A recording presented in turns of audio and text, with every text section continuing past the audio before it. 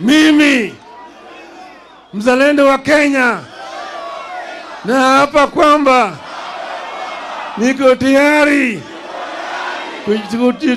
kutoka na kuandamana ili uhuru ikuje, gharama maisha irudi chini, usuru bandia itolewe. Haya, vijana hoe, vijana hoe, Nairobi hoe, Kenya hoe, Kenya hoe. Hey, hey.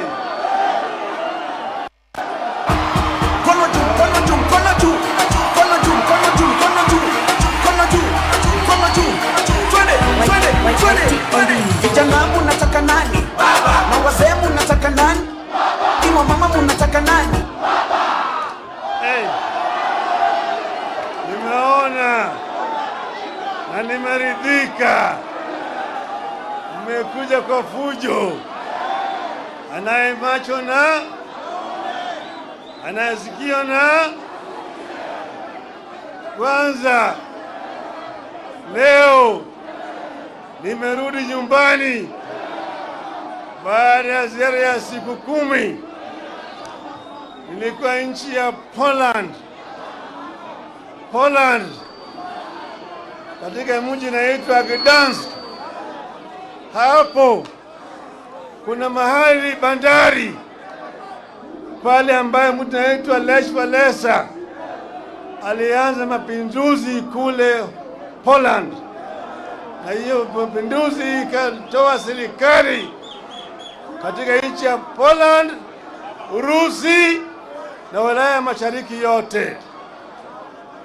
Sasa Bwana Walesha amenituma na salamu kwenu. Mmechukua? Mmepokea?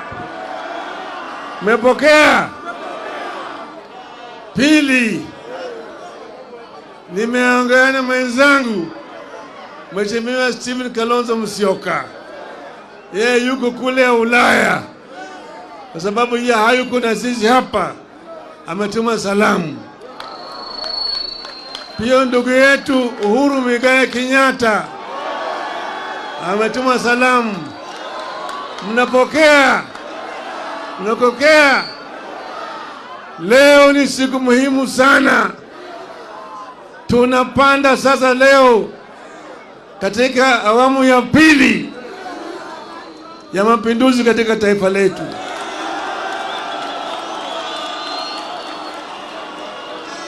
Kwa hivyo nataka mniruhusu kwanza niongee na dunia mzima, nieleze sababu gani nataka kufanya. Unakubali?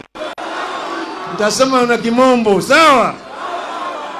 Kwanza naanza na quotation.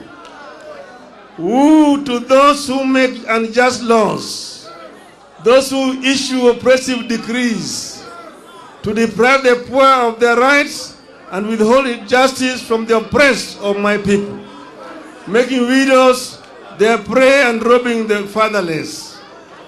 What will you do on the day of reckoning, when disaster comes from afar? To whom will you run for help? Where will you leave your riches? Unquote. That is Isaiah chapter 10, verses 1 to 3.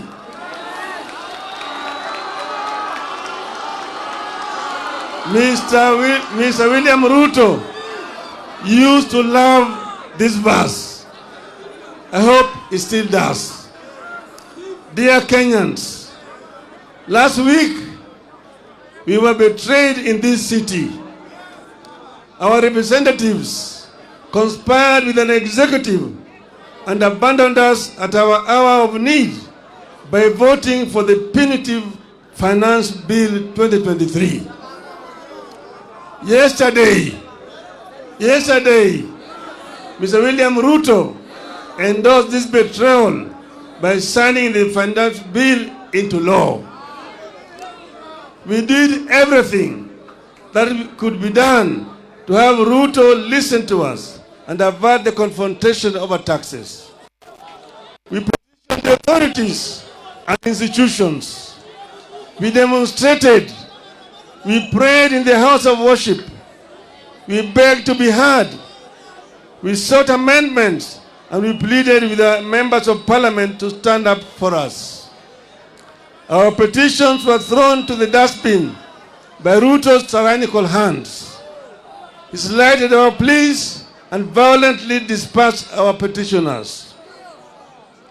Effective next week, therefore, fuel taxes rises from 8% to 16%. We will pay housing tax whether we need a house or not. The cost of basic goods, which has been weighing Kenyans down, is going up from next week again. At a time like this, silence would be a betrayal to the country.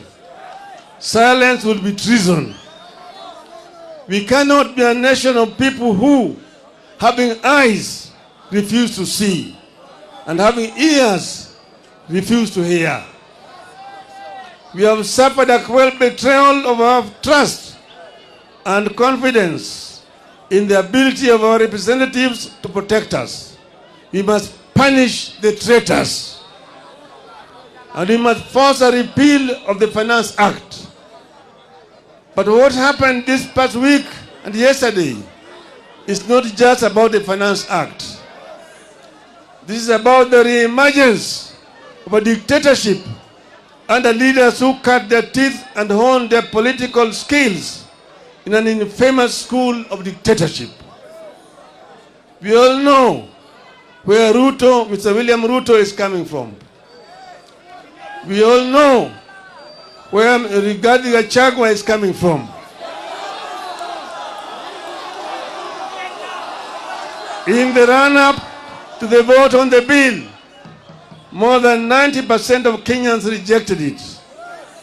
Even after MPs voted in favor of the bill, polls continue to show that the majority of Kenyans did not like it. However, true to his character as a dictator, Ruto proceeded as if Kenyans had not spoken and imposed punitive taxes on us without our consent. That is contempt for the people. In a democracy, few individuals can use government as their tool against the people. The idea that only the wishes of Ruto and Gachagua matter in this country today must attract a very heavy price. Ruto is testing the limits of his illegitimate power. Ruto is testing whether we still have the will, energy, and resolve to fight remnants of dictatorship. After stealing our election last year, Ruto now thinks he can steal anything and get away with it. We have to stop Ruto, and we have to stop it. We have to do it now.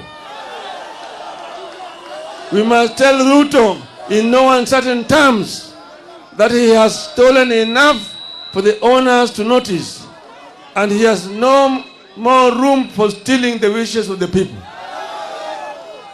This gathering must provide an unmistakable response to Ruto and those who think like him, that we are willing and ready to do whatever it takes to roll back dictatorship. This gathering must make it clear to Ruto and all those who are nostalgic about the dictatorship of the past that they will pay a heavy price for their unfortunate experiments. You have some bad news for Mr. Ruto. The betrayal in the city has seeped into every village in Kenya.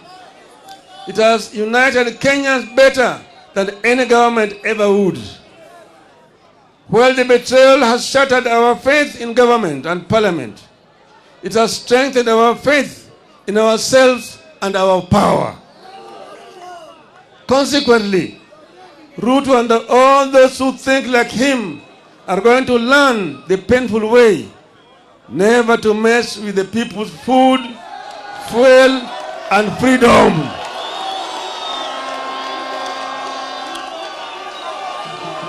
Hello?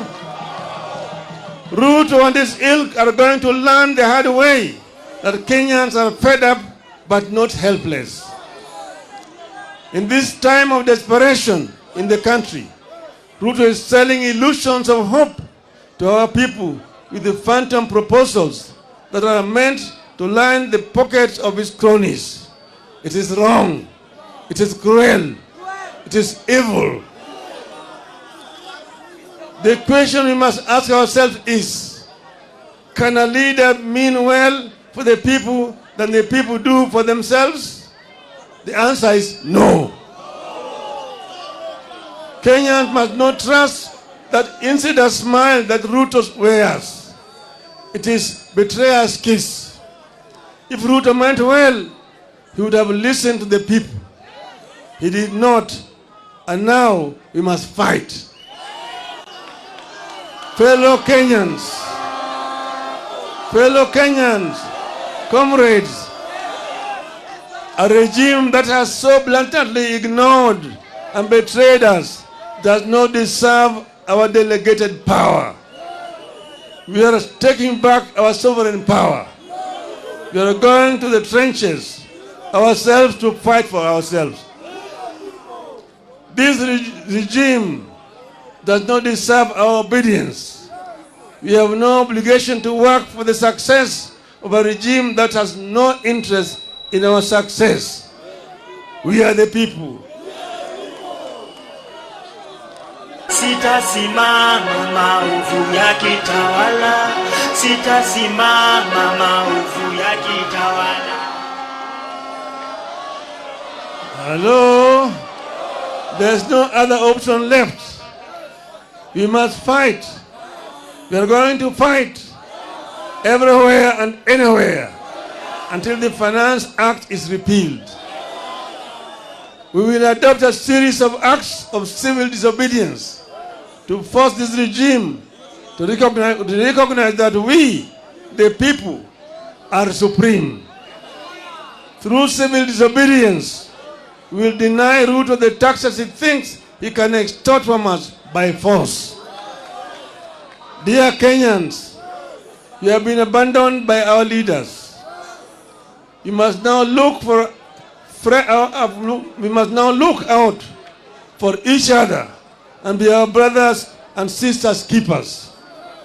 Here, therefore, are my requests to you, my people of Kenya. Let us embrace tax boycotts. Let us deny Ruto the fuel tax by limiting consumption of petrol and diesel. One way to do this is to carpool. Let us arrange to make regular journeys in a single vehicle whenever possible. Give each other a ride. Cut down on non-essential travel. Walk instead of driving whenever possible.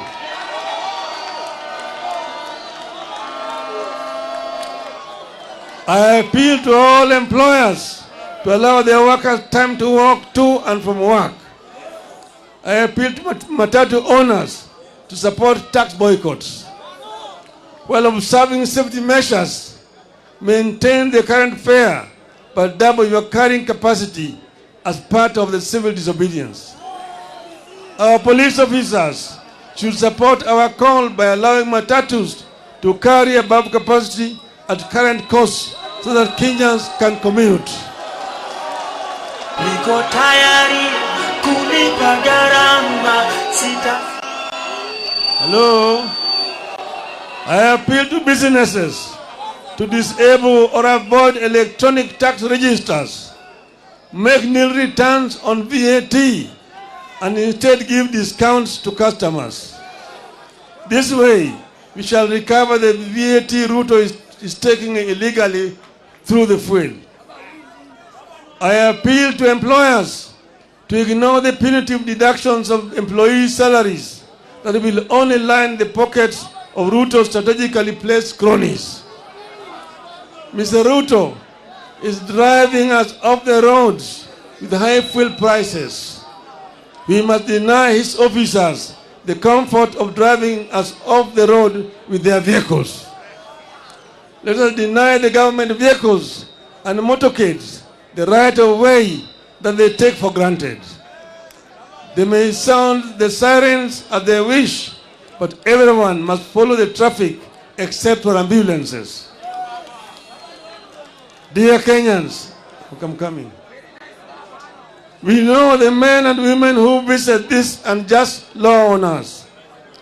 Punish the traitors. Let us name, shame, follow, and isolate the traitors at every turn. Let us picket their public and private offices and their homes until they join the call to have the Finance Act repealed. Today, and with absolute respect and humility, I'm reaching out to the online community in the country and diaspora, the famous Kenyans on Twitter, the content creators and the TikTokers. I have a request to you. Let us gather and share information about the traitors, their Twitter and other social media accounts, telephone numbers, and email addresses, and use these to show the oppressors that power belongs to us, the people. Finally,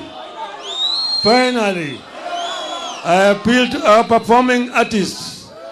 Let our songs and music be a source of pain to the traitors. Let our songs and music a source of pain to the traitors. Let our music carry our disappointments and support the fight against Ruto and his contemporaries until Ruto learns to respect the people. Dear Kenyans, in a democratic country that is founded upon sovereignty of the people, whenever the arms of government, whether the executive, the legislature, or the judiciary, fall into the hands of men and women who use their delegated sovereign power to oppress the people and benefit themselves, then it becomes a right and a duty of the people in pursuit of the common good to assert their sovereignty, to disobey those men and women and their laws. We are asserting our sovereignty. Civil disobedience begins with personal actions. We begin today, and we will continue progressively, discreetly and publicly, culminating in the official start of massive country-wide demonstrations. How come that fuel in Uganda is cheaper than fuel in Kenya? Ooh. To those who make unjust laws, to those issue oppressive decrees, let us get to work. Let us get to work. Tuanze kazi. Tuanze kazi. Tumesema hao watu wamesaliti jamii ya Kenya. Umma ya Kenya imesalitiwa na Bwana Ruto na wenzake, lakini Bwana Gachietha. Tumesema tulikuwa hapa Kamkunji grounds, tukaambia nyinyi tumeanza safari ya kilomita 1000. Unaanza na hatua ya kwanza. Tumeonya hao watu, tumeliwaambia punda imechoka, tuliwaambia chumba imechoka, wamekataa, wamezidi kuweka mzigo juu ya punda. Sasa punda itawapiga teke, punda itapiga teke. Sasa tumesema Wakenya wametoka mbali. Mzungu walijaribu, lakini Wakenya wakale walisimama imara, wakamwambia mzungu, patia mbali, tutarudi Ulaya. mzungu alirudi Ulaya. Ikaja serikali ya dhuluma. Bili serikali ilikuja hapa yafuata nyayo na kadhalika. Tukasema hata wewe utatoka. Nyayo walienda, sio? Sivyo? Kama wale walienda, wewe ni nani? Wewe ni nani? Wewe ni nani? Sisi hatuwezi kutishwa na watu wachache. Hatuwezi kutishwa na watu wachache ambaye waliiba kura zetu. Tunajua vile waliiba kura zetu. Tukawaambia Wakenya wanataka namna hii na wao hawalewi. Sasa imefika kiwango wakati wanatakana Wakenya wasimame imara. Waonyesha watu ya kwamba Wakenya si punda zao. Wakenya wanaweza kuleta mabadiliko. Tumesema kwa kimombo hapa, tunatoa ile uwezo ambaye sisi kama wananchi tuliwapatia hawa watu. Hiyo uwezo inarudi kwa mkono ya wananchi. Wewe ni mwananchi. We are the people. Semani, we are the people. We are the people. We are the people. Inua mkono, we are the people.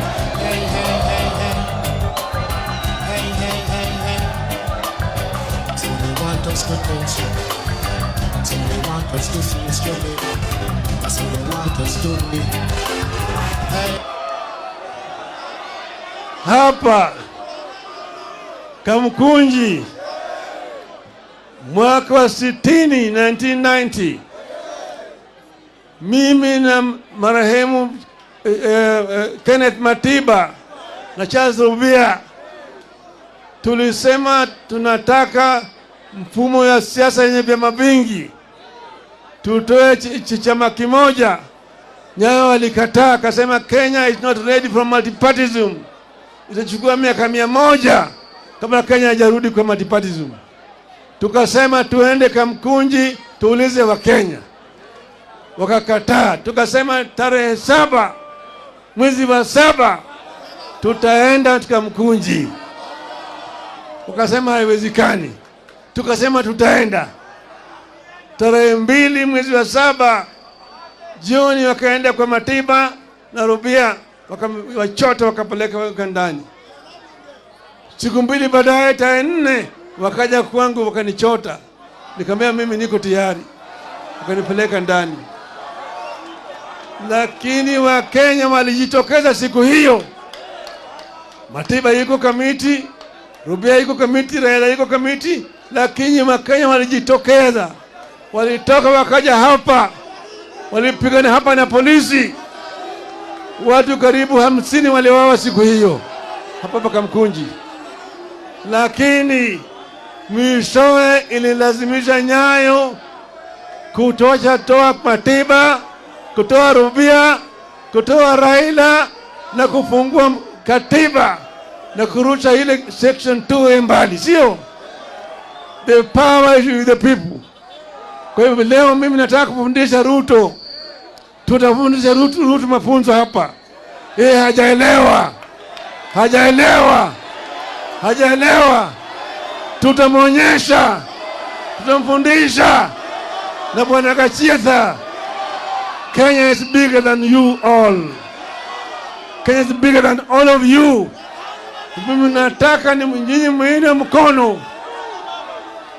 Mimi mzalendo wa Kenya na hapa kwamba niko tayari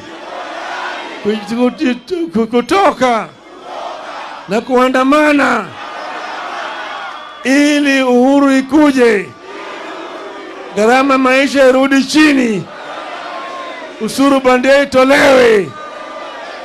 Mwenyezi Mungu nisaidie.